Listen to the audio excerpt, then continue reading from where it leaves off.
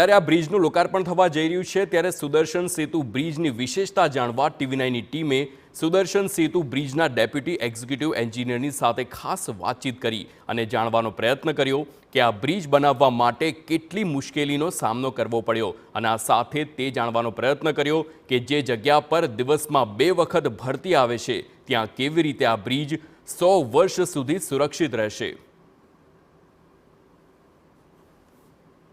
આ 4 વર્ષની સફર કેવી રહી સીધા વાત કરીશું ડેપ્યુટી એક્ઝિક્યુટિવ એન્જિનિયર છે રમેશભાઈ મોરી તેમની સાથે।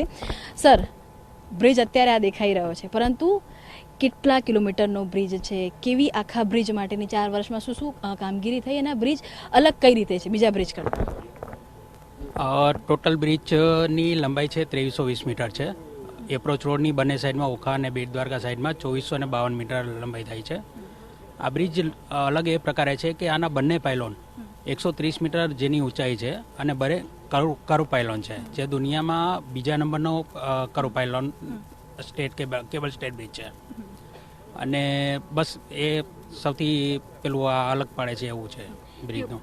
પહેલો કદાચ એવો બ્રિજ છે કે જે પાણીમાં પણ છે અને જે જમીન ઉપર પણ છે, કેબલ બ્રિજથી કનેક્ટિવિટી કરેલી છે, તો કઈ રીતે કનેક્ટિવિટી કરી છે અને જ્યારે મજબૂતાઈની વાત કરવામાં આવે કે કોઈ પણ પ્રકારની દુર્ઘટના ન થાય એની માટે શું શું ધ્યાન રાખવામાં આવ્યું છે?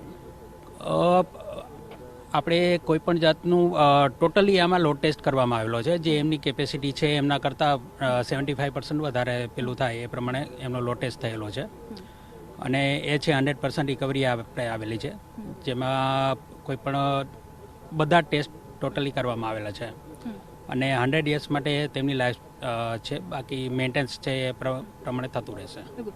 આ જે બ્રિજ છે એમાં 2 વસ્તુ બનાવવામાં આવી છે, એક તો ખુલ્લો રોડ પણ બનાવવામાં આવ્યો છે અને આજુબાજુ પગદંડી પણ બનાવવામાં આવી છે, પ્લસ એક જે વ્યુઇંગ ગેલેરી છે એ પણ બનાવવામાં આવી છે। તો કઈ રીતનો કોન્સેપ્ટ હતો અને કેટલો સમય લાગ્યો? કોઈ ડિઝાઇન પહેલાં નક્કી થઈ હતી, પછી ચેન્જ થઈ, પછી નવી ડિઝાઇન આવી, શું આખી 4 વર્ષની કોઈક ઇન્ટરેસ્ટિંગ વાત? ટોટલી ડિઝાઇન તો પેલા DPR વખતે કમ્પ્લીટ એપ્રૂવ થયેલી છે, જેમાં આ પ્રમાણે જ બંને સાઈડમાં 2.5 મીટર પેડેસ્ટ્રિયન વોકવે છે અને 27.2 ટોટલ 4 લેન રોડ છે, કેરેજવે રોડ છે। તો એ ડિઝાઇન પહેલેથી જ એપ્રૂવ થયેલી છે, એ પ્રમાણે જ આપણે કામ કરેલું છે।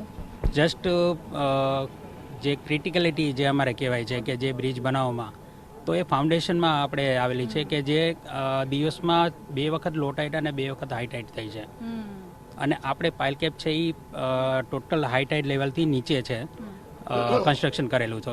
તો જ્યારે આપણે બ્રિજ કન્સ્ટ્રક્શન કરતા ત્યારે લો ટાઇડમાં જ આપણે કામ કરી શકીએ એ ટાઈપનું હતું અને એવી રીતના આખું ક્રિટિકલી બધું થયેલું છે, જેમાં બારજી મેનેજ કર્યું, શું કર્યું એમાં? પછી આપણે 4 બાર્જીસ રાખેલા હતા, જે પ્લેટફોર્મ એમાં રિગ મશીન ક્રેન્સ બધું રાખેલું હતું, જેમાંથી જ આપણે બધું કન્સ્ટ્રક્શન કેવી રીતના કરવું, બાર્જીસ માટે TM કોન્ક્રીટ લઈ જવા માટે બાર્જીસ હતા, તેનાથી આપણે ટોટલ આખી લેન્થમાં કોન્ક્રીટિંગ કરેલું છે આપણે બાર્જીસમાં TM રાખીને ટ્રાન્ઝિટ મિક્સર। આ બ્રિજની લાઈફ કહેવાય તો કેટલા વર્ષની લાઈફ છે? આ બ્રિજની લાઈફ 100 વર્ષની છે અને એ આપણે ટેન્ડર પ્રમાણે જે આપેલી છે।